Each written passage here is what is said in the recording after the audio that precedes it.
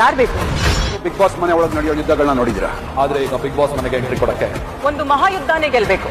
S, ನೋಡಿದ್ರಲ್ಲ ವೀಕ್ಷಕರೇ, ಈಗ ಬಿಗ್ ಬಾಸ್ ಅಗ್ನಿ ಪರೀಕ್ಷೆಗೆ 4 ಜನ ತೀರ್ಪುಗಾರರು, ಅಂದ್ರೆ 4 ಜನ ಈಗ ಜಡ್ಜಸ್ಗಳು ಯಾರ್ಯಾರು ಅಂತ ಈಗ ಗೊತ್ತಾಗಿದೆ ಅಫಿಷಿಯಲ್ ಆಗಿ.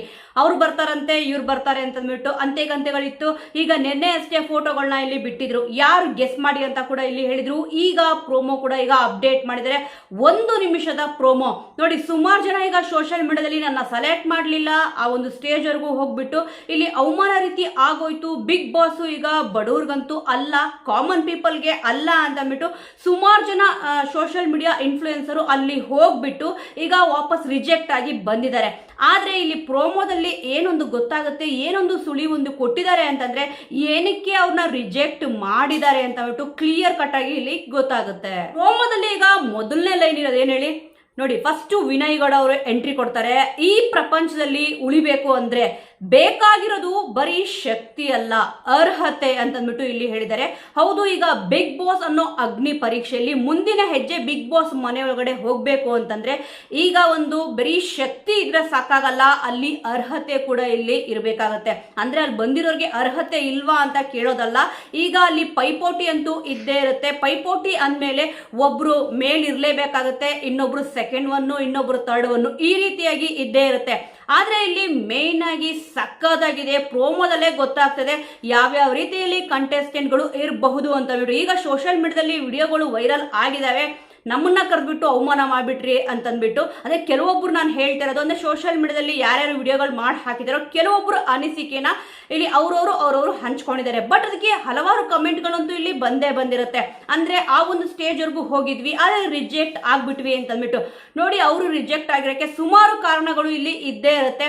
ಈಗ ಈ ಒಂದು ಪ್ರೋಮೋ ಏನಿದೆ, ಇದಾದ್ಮೇಲೆ ನೆಕ್ಸ್ಟ್ ಪ್ರೋಮೋ ಏನ್ ಬರುತ್ತೆ ಅಂತಂದ್ರೆ ಈಗ ಆಗಸ್ಟ್ 16ನೇ ತಾರೀಕು ಅನ್ನೋಸಿಗೆ ಈಗ ಯಾವೆಲ್ಲ ಸ್ಪರ್ಧಿಗಳು ಬಂದಿದ್ದಾರೆ ಅಂತಂದ್ಬಿಟ್ಟು ನೆಕ್ಸ್ಟ್ ಪ್ರೋಮೋದಲ್ಲಿ ಬಿಟ್ಟೇ ಬಿಡ್ತಾರೆ ಅಂತಂದ್ಬಿಟ್ಟು ಅನಿಸ್ತದೆ.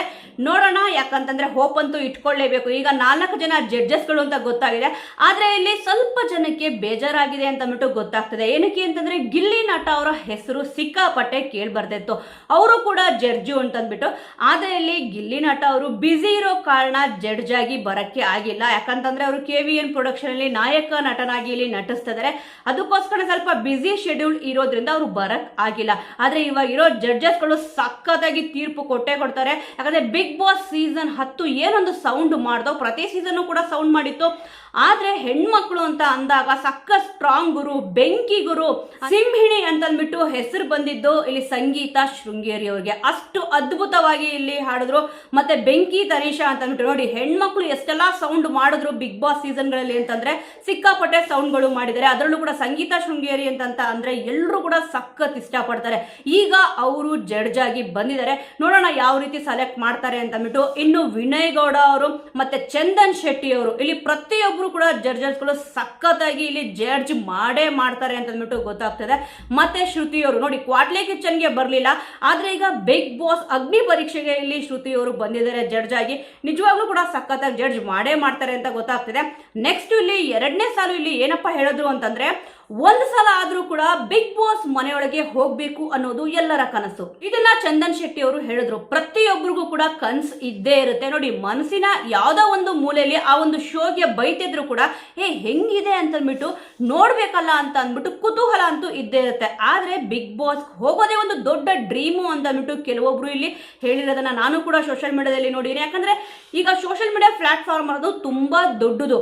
ಏನೇ ಒಂದು ಆಸೆ ಇರ್ಬೋದು, ಕನಸಿರ್ಬೋದು, ಮತ್ತೆ ಪಾಪ್ಯುಲರ್ ಆಗ್ಬೇಕು ಅಂತ ಇರ್ಬೋದು, ಆದ್ರೆ ರಿಯಾಲಿಟಿ ಶೋಗಳ ಮೂಲಕ ಇಲ್ಲಿ ಪಾಪ್ಯುಲಾರಿಟಿ ಅಂತ ಸಿಗುತ್ತೆ. ಒಂದೇ ಅಲ್ಲ, ನೇಮು ಫೇಮು ಎಲ್ಲಾನು ಕೂಡ ಇಲ್ಲಿ ಕೊಡುತ್ತೆ. ಕೆಲವೊಬ್ಬರಿಗೆ ಬದುಕನ್ನು ಕೂಡ ಇಲ್ಲಿ ಕಟ್ಕೊಡುತ್ತೆ. ಅದಕ್ಕೆ ಇಲ್ಲಿ ಸೆಲೆಬ್ರಿಟಿಗಳಲ್ಲ, ಕಾಮನ್ ಪೀಪಲ್ಗಂತೂ ಸಿಕ್ಕಾಪಟ್ಟೆ ಆಸೆ ಇರುತ್ತೆ ಬಿಗ್ ಬಾಸ್ ಮನೆ ಒಳಗಡೆ ಹೋಗ್ಬೇಕು ಅಂತಂದ್ಬಿಟ್ಟು.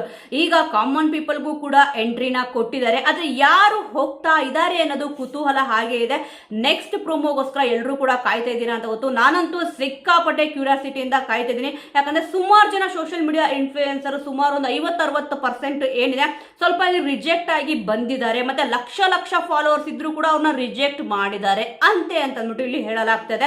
ಆದ್ರೆ ನೋಡಿ ಯಾವ್ದು ನಿಜ ಯಾವ್ದು ಸುಳ್ಳು ಅಂತಂದ್ಬಿಟ್ಟು ಇಲ್ಲಿ ಪ್ರತಿಯೊಂದು ಅವ್ರು ಏನ್ ಹೇಳಿದಾರೋ ಸೆಂಟೆನ್ಸ್ ಅಲ್ಲಿ ಗೊತ್ತಾಗುತ್ತೆ. ಯಾಕಂದ್ರೆ ವಿನಯ್ ಗೌಡ ಅವ್ರು ಏನ್ ಹೇಳಿದ್ರು, ಮತ್ತೆ ಇಲ್ಲಿ ಚಂದನ್ ಶೆಟ್ಟಿ ಅವ್ರು ಏನ್ ಹೇಳಿದ್ರು, ಮತ್ತೆ ಸಂಗೀತಾ ಶೃಂಗೇರಿ ಅವರು, 3 ಜನನು ಕೂಡ ಬಹಳ ಅದ್ಭುತವಾದ ಸೆಂಟೆನ್ಸ್ ಗಳು ಇದು ಅಂತಾನೆ ಹೇಳ್ಬೋದು. ನೋಡಿ, ಮೂರನೇದಾಗಿ ಸಂಗೀತಾ ಶೃಂಗೇರಿ ಅವರು ಏನ್ ಹೇಳ್ತಾರೆ ಅಂತಂದ್ರೆ, ಆದ್ರೆ ಬಿಗ್ ಬಾಸ್ಗೆ ಯಾರ್ ಬೇಕು, ಖಂಡಿತವಾಗ್ಲು ಬಿಗ್ ಬಾಸ್ಗೆ ಯಾರು ಬೇಕು ಅಂತಂದ್ಬಿಟ್ಟು ಬಿಗ್ ಬಾಸ್ ಅಷ್ಟೇನೆ ಇಲ್ಲಿ ಗೊತ್ತಿರುತ್ತೆ. ಕೆಲವೊಬ್ರು ಹೇಳ್ತಾರೆ TRP ಗೋಸ್ಕರ ಏನ್ ಬೇಕಾದ್ರೂ ಮಾಡ್ತಾರೆ ಗುರು ಅಂತಂದ್ಬಿಟ್ಟು. ಈಗ TRP ಗೋಸ್ಕರ ಏನ್ ಬೇಕಾದ್ರೂ ಮಾಡಂಗಿದ್ರೆ ಈಗ ಕಾಮನ್ ಪೀಪಲ್ಗೆ ಅವಕಾಶ ಇದೆ ಅಂತಂದ್ಬಿಟ್ಟು ಯಾಕೆ ಹೇಳ್ಬೇಕಿತ್ತು? ಹೇಳಿರ್ಲಿಲ್ಲ ಅಂದಿದ್ರು ಕೂಡ ಇಲ್ಲಿ TRP ಸಿಗ್ತಾನೆ ಇತ್ತಲ್ವಾ. ಕಳೆದ ಸೀಸನ್ ಕೂಡ ಇಲ್ಲಿ TRP ಸಖತ್ತಾಗಿ ಬಂದಿದೆ, ಪ್ರತಿ ಸೀಸನ್ ಕೂಡ TRP ಸಖತ್ತಾಗಿ ಬರ್ತಾನೆ ಇದೆ. ಈಗ ಕಾಮನ್ ಪೀಪಲ್ಗೆ ಅವಕಾಶ ಅಂತ ಹೇಳ್ಬಿಟ್ಟು ಕೊಟ್ಟಿಲ್ಲ, ಮಾಡಿಲ್ಲ, ಬಡವ್ರಿಗೆ ಇಲ್ಲಿ ಬಿಗ್ ಬಾಸ್ ಅಲ್ಲ ಅಂತಂದ್ಬಿಟ್ಟು ಇಲ್ಲಿ ಕೆಲವೊಬ್ರು ಇಲ್ಲಿ ಹೇಳಿದ್ದಾರೆ. ಬಟ್ ನಿಜ ಹೇಳ್ಬೇಕು ಅಂತಂದ್ರೆ ನಾವ್ ಯಾವುದೇ ಒಂದು ಸ್ಟೇಜ್ ಹತ್ತಿದ್ರು ಕೂಡ ನಾವೇ ವಿನ್ನರ್ ಆಗ್ಬೇಕು ಅಂತಂದ್ಬಿಟ್ಟು ನಾವ್ ಎಷ್ಟು ಅನ್ಕೊಂತೀವೋ ಅಷ್ಟೇ ಇಲ್ಲಿ ಪರಿಶ್ರಮ ಪಡ್ಲೇಬೇಕಾಗುತ್ತೆ. ಕೆಲವೊಂದ್ಸತಿ ಪರಿಶ್ರಮ ಪಟ್ಟರು ಕೂಡ ಇಲ್ಲಿ ನಿಜವಾದ ಟ್ಯಾಲೆಂಟ್ಗೆ ಬೆಲೆ ಇಲ್ಲ ಅಂತ ಹೇಳ್ತಾರೆ. ಆದ್ರೆ ನಿಜವಾಗ್ಲೂ ಕೂಡ ನಿಜವಾದ ಟ್ಯಾಲೆಂಟ್ಗೆ ಬೆಲೆ ಇದ್ದೇ ಇರುತ್ತೆ. ಒಂದಲ್ಲ ಒಂದು ದಿವಸ ಇಲ್ಲಿ ನಿಜವಾಗ್ಲೂ ಏನು ನಾವು ಶ್ರಮ ಹಾಕಿರ್ತೀವೋ ಅದಕ್ಕೆ ಪ್ರತಿಫಲ ಅಂತೂ ಸಿಕ್ಕೇ ಸಿಗುತ್ತೆ. ಎಕ್ಸಾಂಪಲ್ ಕೊಡೋದಾದ್ರೆ ನಿಮ್ಮೆಲ್ಲರಿಗೂ ಕೂಡ ಈಗ ಗೊತ್ತಿದೆ, ಗಿಲ್ಲಿ ನಟ ಅವ್ರಿಗೆ ಇಲ್ಲಿ ಎಷ್ಟೊಂದು ರಿಯಾಲಿಟಿ ಶೋ ಮಾಡಿದ್ರು, ಆದ್ರೂ ಕೂಡ ಏನವ್ರು ಇದ್ದಾಗ TRP ಬರ್ತಿರ್ಲಿಲ್ವಾ? ಎಷ್ಟು TRP ಬರ್ತಿತ್ತು? ಸಿಕ್ಕಾಪಟ್ಟೆ TRP. ಅದೇ ಹೇಳಲ್ವಾ, ಅವ್ರು ಇದ್ದಾಗ ಚಾನಲ್ಲೇ ನಂಬರ್ 1 ಅಂತಂದ್ಬಿಟ್ಟು. ಕೆಲವೊಬ್ರು ಇದ್ದಾಗ ಶೋ ನಂಬರ್ 1 ಆಗಿತ್ತು, ಆದ್ರೆ ಈಗ ಚಾನಲ್ಲೇ ನಂಬರ್ 1 ಆಗಿದೆ ಅಂತ ಹೇಳಿದ್ರು. ನೋಡಿ, ಅಂತ ಒಳ್ಳೆ ಪ್ರತಿಭೆ ಇದ್ರೂ ಕೂಡ ಎಷ್ಟು ದಿವಸ ಇಲ್ಲಿ ಅವ್ರು ಎಷ್ಟು ಪರಿಶ್ರಮ ಪಟ್ಟರು ಕೂಡ ಎಷ್ಟು ದಿವಸ ಅವ್ರು ಕಾಯ್ಬೇಕಾಯ್ತು, ಸುಮಾರು ವರ್ಷಗಳೇ ಇಲ್ಲಿ ಕಾಯ್ಬೇಕಾಯ್ತು. ಅದಕ್ಕೆ ಹೇಳೋದು, ಒಂದು ಸತಿ ಸೋತಿದ ತಕ್ಷಣ ಬಿಟ್ಬಿಡ್ಬಾರ್ದು, ಗಿವ್ ಅಪ್ ಮಾಡಬಾರ್ದು, ಪ್ರಯತ್ನ ಪಡ್ತಾನೆ ಇರಬೇಕು. ಯಾಕಂದ್ರೆ ಪ್ರಯತ್ನ ಪಟ್ಟಷ್ಟು ಉಳಿಪೆಟ್ಟು ಬಿದ್ದಷ್ಟು ಇಲ್ಲಿ ಶಿಲೆ ಆಗುತ್ತೆ ಅಂತಾರಲ್ವಾ, ಅದೇ ರೀತಿ ಖಂಡಿತವಾಗ್ಲೂ ಒಂದು ಸುಂದರವಾದ ಶಿಲೆ ಆಗಬೇಕು ಅಂತಂದ್ರೆ ಎಷ್ಟೊಂದು ಉಳಿಪೆಟ್ಟು ಬಿದ್ದೇ ಬೀಳಬೇಕು. ಅದಕ್ಕೋಸ್ಕರನೇ ನಾವು ಪ್ರಯತ್ನ ಪಡ್ತಾನೆ ಇರಬೇಕು. ಒಂದ್ಸತಿ ಸೋತಿದ ತಕ್ಷಣ ಅಥವಾ ಒಂದ್ಸತಿ ನಾವಿಲ್ಲಿ ರಿಜೆಕ್ಟ್ ಆಗಿದ ತಕ್ಷಣ ಆ ಒಂದು ಶೋ ಬಗ್ಗೆ ನೆಗೆಟಿವ್ ಮಾತಾಡೋದ್ರಿಂದ ಏನು ಬರಲ್ಲ ಅಂತ ಅಂದ್ಬಿಟ್ಟು ನನಗನ್ಸುತ್ತೆ. ನೆಕ್ಸ್ಟ್ ಶ್ರುತಿಯವ್ರು ಬಂದ್ಬಿಟ್ಟು ಇಲ್ಲಿ ಕೇಳ್ತಾರೆ, ಇಲ್ಲಿ ಬರೋ ಪ್ರತಿ ಚಾಲೆಂಜ್ಗೂ ಹೆದರದೆ ಎದುರಿಸಿ ನಿಲ್ಲುವವರು ಮಾತ್ರ ಅಂತಂದ್ಬಿಟ್ಟು. ಸಂಗೀತಾ ಶೃಂಗೇರಿ ಅವರು ಕೇಳ್ತಾರೆ, ಬಿಗ್ ಬಾಸ್ಗೆ ಯಾರು ಬೇಕು? ಅದಕ್ಕೆ ನೋಡಿ, ಬಿಗ್ ಬಾಸ್ ಯಾರು ಬೇಕು ಅಂತಂದ್ರೆ ಇಲ್ಲಿ ಬರೋ ಪ್ರತಿ ಚಾಲೆಂಜ್ಗೂ ಕೂಡ ಹೆದರದೆ ಎದುರಿಸಿ ನಿಲ್ಲೋರು ಮಾತ್ರ ಅಂತಂದ್ಬಿಟ್ಟು. ಅದು ನಿಜವಾದ ಮಾತು. ಯಾಕಂದ್ರೆ ಇವಾಗ ಅವರು ಹೆದರ್ಕೊಂತಿದ್ದಾರೆ ಅಂತ ಅಲ್ಲ, ರಿಜೆಕ್ಟ್ ಆಗಿರೋರೆಲ್ಲ ಹೆದರ್ಕೊಂಡು ಹೋಗಿದ್ದಾರೆ ಅಂತಲ್ಲ. ಕೆಲವೊಂದ್ಸತಿ ಆ ಒಂದು ಹೆದರಿಕೆ ನಮ್ಮೊಳಗಡೆ ಇದೆ ಅಂತ ಅಂದ್ಬಿಟ್ಟು ಅವ್ರು ಎಷ್ಟು ರಿಯಾಲಿಟಿ ಶೋ ಎಷ್ಟು ಜನನ್ನ ಇಲ್ಲಿ ನೋಡಿರ್ತಾರೆ, ತುಂಬಾ ಜನನ ನೋಡಿರ್ತಾರೆ. ಅದಕ್ಕೆ ಇಲ್ಲಿ ಹೇಳಿದ್ದು ಪ್ರತಿಯೊಂದು ಮಾತಲ್ಲೂ ಕೂಡ ಸಿಕ್ಕಾಪಟ್ಟೆ ಅರ್ಥ ಇದ್ದೇ ಇರುತ್ತೆ. ಅಂದ್ರೆ ಒಂದು ಪದಕ್ಕೆ ನಾನಾ ಅರ್ಥಗಳು ಹೇಗೆ ಬರುತ್ತೋ ಅದನ್ನ ನಾವು ಅರ್ಥ ಮಾಡ್ಕೊಳ್ಳೋ ರೀತಿ ಇಲ್ಲಿ ಇದ್ದೇ ಇರುತ್ತೆ. ಆ ನಂತರನೇ ಇಲ್ಲಿವರೆಗೂ ಬಿಗ್ ಬಾಸ್ ಮನೆ ಒಳಗಡೆ ನಡೆಯುವ ಯುದ್ಧನ ನೋಡಿದೀರಾ, ಆದ್ರೆ ಈಗ ಬಿಗ್ ಬಾಸ್ ಮನೆ ಒಳಗಡೆ ಎಂಟ್ರಿ ಕೊಡೋಕೆ ಒಂದು ಮಹಾಯುದ್ಧನೇ ಗೆಲ್ಬೇಕು ಅಂತಂದ್ಬಿಟ್ಟು. ಹೌದು, ನಿಜವಾಗ್ಲೂ 100ಕ್ಕೆ 100 ಸತ್ಯವಾದ ಮಾತು. ಈಗ ಬಿಗ್ ಬಾಸ್ ಮನೆ ಒಳಗಡೆ ಹೋದ್ಮೇಲೆ ಯುದ್ಧ ಶುರುವಾಗ್ತಿತ್ತು, ಆದ್ರೆ ಈಗ ಬಿಗ್ ಬಾಸ್ ಮನೆ ಒಳಗಡೆ ಎಂಟ್ರಿ ಕೊಡಬೇಕು ಕಾಮನ್ ಪೀಪಲ್ ಅಂತಂದ್ರೆ ಒಂದು ಮಹಾಯುದ್ಧನೇ ಇಲ್ಲಿ ಗೆಲ್ಬೇಕಾಗಿದೆ. ಅಂದ್ರೆ ಪ್ರೋಮೋದಲ್ಲಿ ಕೊಟ್ಟಿರೋ ಒಂದು ಹಿಂಟ್ ಏನಪ್ಪಾ ಅಂತಂದ್ರೆ, ಈಗ ಕಾಮನ್ ಪೀಪಲ್ ಯಾರೆಲ್ಲ ಸೆಲೆಕ್ಟ್ ಆಗಿದ್ದಾರೆ ಖಂಡಿತವಾಗ್ಲೂ ಒಂದು ಗೇಮ್ ಅಂತೂ ಇಲ್ಲಿ ಆಡ್ಸಿರ್ತಾರೆ. ಅಂದ್ರೆ 1-2 ಕಾಮನ್ ಆಗಿರೋ ಗೇಮ್ ಅಂತೂ ಇಲ್ಲಿ ಅಲ್ಲ, ಸ್ವಲ್ಪ ಕಷ್ಟವಾಗಿರೋ ಗೇಮ್ ಅಂತೂ ಇಲ್ಲಿ ಕೊಟ್ಟಿರ್ತಾರೆ. ಅದರಲ್ಲಿ ಯಾರು ಗೆದ್ದಿರ್ತಾರೆ, ಯಾರು ಬಲಿಷ್ಠವಾಗಿ ಕಾಣ್ತಾರೋ ಅವ್ರನ್ನ ಇಲ್ಲಿ ಸೆಲೆಕ್ಟ್ ಮಾಡ್ಕೊಂಡಿದ್ದಾರೆ ಅಂತ ಹೇಳ್ಬಿಟ್ಟು ಖಂಡಿತವಾಗ್ಲೂ ಇಲ್ಲಿ ಗೊತ್ತಾಗ್ತದೆ. ಒಟ್ನಲ್ಲಿ ಪ್ರೋಮೋ ಎಕ್ಸಲೆಂಟ್ ಆಗಿದೆ ಅಂತಾನೆ ಹೇಳ್ತೀನಿ.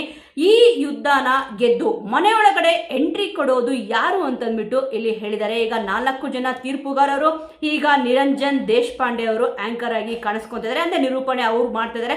ಒಟ್ನಲ್ಲಿ ಸಖತ್ತಾಗಿರುತ್ತೆ. ಆಗಸ್ಟ್ 14ನೇ ತಾರೀಕಿಂದ ಮಹಾಯುದ್ಧನೇ ಸ್ಟಾರ್ಟ್ ಆಗ್ತದೆ. ಹೌದು ವೀಕ್ಷಕರೇ, ಸದ್ಯ ಪ್ರೋಮೋ ಅಂತೂ 1 ನಿಮಿಷ ಇದ್ರೂ ಕೂಡ ಎಲ್ಲೂ ಕೂಡ ಕಣ್ಣ ಮಿಟುಕಿಸ್ಬೇಕು ಅಂತಂದ್ಬಿಟ್ಟು ಅನ್ಸಲ್ಲ, ಅಷ್ಟು ಅದ್ಭುತವಾಗಿದೆ. ತುಂಬಾ ಒಂದೊಂದು ಅರ್ಥಗರ್ಭಿತವಾದ ಮಾತುಗಳು ಕೂಡ ಇಲ್ಲಿ ಇದೆ. ಅಂದ್ರೆ ಪ್ರೋಮೋ ಅಷ್ಟು ಸಖತ್ತಾಗಿ ಈ ಸತಿ ಬಂದಿದೆ.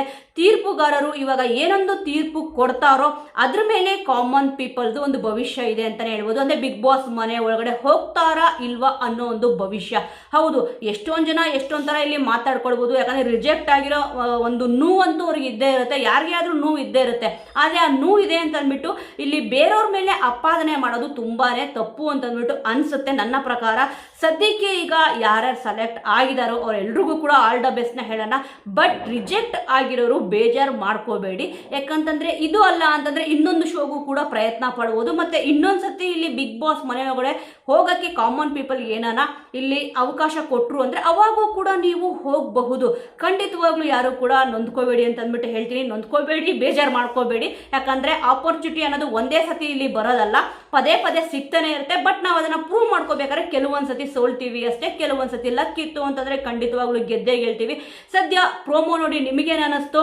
ಈಗ ಕಾಮನ್ ಪೀಪಲ್ಸ್ ಎಂಟ್ರಿ ಕೊಟ್ರೆ ಮತ್ತೆ ಸೋಷಿಯಲ್ ಮೀಡಿಯಾದಲ್ಲಿ ಯಾರ್ಯಾರು ಇದಾರೋ ಕೆಲವೊಬ್ರು ಇಲ್ಲಿ ಸೆಲೆಕ್ಟ್ ಆಗಿದ್ದಾರೆ, ಸೋಷಿಯಲ್ ಮೀಡಿಯಾ ಇನ್ಫ್ಲುಯೆನ್ಸರ್ ಅಂತಂದ್ಬಿಟ್ಟು ಹೇಳಿದ್ದಾರೆ. ನಿಮ್ಮ ಪ್ರಕಾರ ಯಾರು ಎಂಟ್ರಿ ಕೊಟ್ರೆ ಚೆನ್ನಾಗಿರುತ್ತೆ ಈ ಒಂದು ಅಗ್ನಿ ಪರೀಕ್ಷೆಯಲ್ಲಿ?